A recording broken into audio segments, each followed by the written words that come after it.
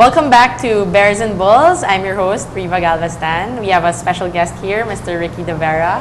Before our break, we were just talking about, of course, our topic, what does it take to have your own enterprise in this time of crisis?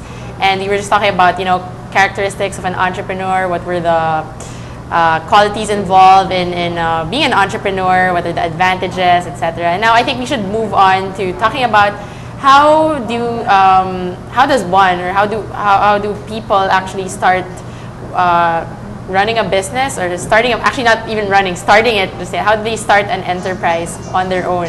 Okay, that's a good question.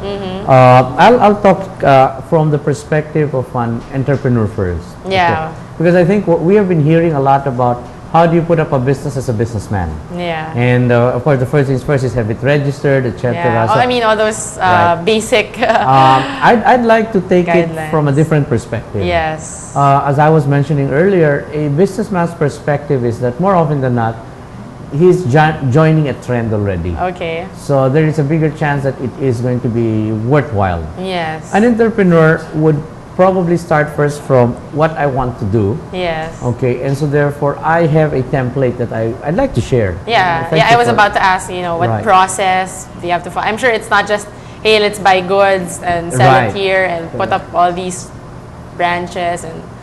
So I think the process goes this way. If you are someone who feels you'd like to be an entrepreneur, particularly with what you're passionate about, yes, then I think, my guideline is this one. First and foremost is be very clear on what you're passionate about. Okay. That means to say, if you are passionate about, for example, if you're passionate about painting, yes, okay, that is an interest. Yeah, okay? Of course. Be very clear that that is what you really would like to do. And how do you find that out? When you engage into it, you're happy doing it. Yes, of course. You're happy doing it. Okay. Next, you go into the next question. Would you want people to know about it? Okay. If you'll notice, this is quite different from being a businessman. Yeah, this it's totally, I know. I'm very amazed at second is, do you want people to know about it? Why? Because if you want your passion to be propagated, people will have to get to know about it. Yeah, awareness. Awareness. Yeah. And if people get to know about it, then the question is, are you ready to take what people have to say about what you're interested on? Yeah. I think this is a very critical stage for an entrepreneur to decide. Yes. Because there are some entrepreneurs who say, we're passionate, but then we cannot take criticisms. Of course. And I with all due respect, we're not in a perfect world here. Of course, there will be those obstacles along the way that will involve that. And I think that's what I tell people as well. Okay, if you are passionate on something but you are not willing to take criticisms when you present it to others, then you're not ready yet to bring it up to that level of sharing it as a business. Yeah. You are ready to level it off as an interest only. Yes. Then you stop there. Yes. Then you stop there. Okay. But if you say, sure, I'd like others to know about what I have because I'm passionate about it, okay, then you have crossed the second question. Are you ready to share this to people? Yes. Then you now go to the third question, which is, by the way, these are all confidential, so you're getting consultancy for free. Anyway. Wow. I'm really so honored to have Mr. Ricky here. The third question is this one. Because you are now going to share it to people, you have to remember that your interest has to grow. In other words, you have now to be open to the reality that if I want people to appreciate what I do, and if I want this to be successful, I should now be committed to continuously enhance what I know. And this is very critical. And how do you do that? And that means to say you have to now go into more reading, get to know more about the passion that you would like to. You might even have to bring to a higher level now your commitment to yourself. Yes, like, of course. Like me, for example, when I decided to pursue being a trainer, from corporate work, I decided I want to go into training, and then in training, I therefore needed to read more books about how to train people. I had to always attend seminars, Yeah. learn from the experts. Of course. Okay. And then from there, I felt I wanted to go into the next level, from trainer to what is called consultant. Yes. Okay. And consultant means to say you have to be diversified. Yeah. So I needed to enter into new areas which I needed to learn Yes. quickly. Yes. And then I had to also challenge my mind to be more creative. I had to increase my comprehension. So it's not easy, to be honest about it. It's not easy. But again, it's because this is what I wanted to do, Yeah. which was the second level. Do I want to share? Yes, I want to share. If I want to share, I go to the third level.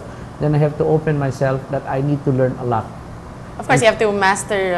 Master the craft. If you Yeah, would like master the craft. To put it that way. How can you spread it to others if you know Yeah, don't and- even know what you're saying? And if you don't even know what you're saying. Yeah. And then more than just learning it, you have to comprehend it fast, which is actually part of the third level now. There will be, I would say, a transformation that happens to an individual on the third level. And what is that transformation? Open your mind to new learnings Yes. of what you want, and then at the same time calibrate the speed of comprehension of your mind. Because remember, people will now start going to Into you. you. And then if they start asking and you cannot, and you say, oh, well, I forgot what I read, or I forgot I didn't do this, Yeah. then you just fall apart. Yeah. So that is very critical. That is, for me, the third and fourth level.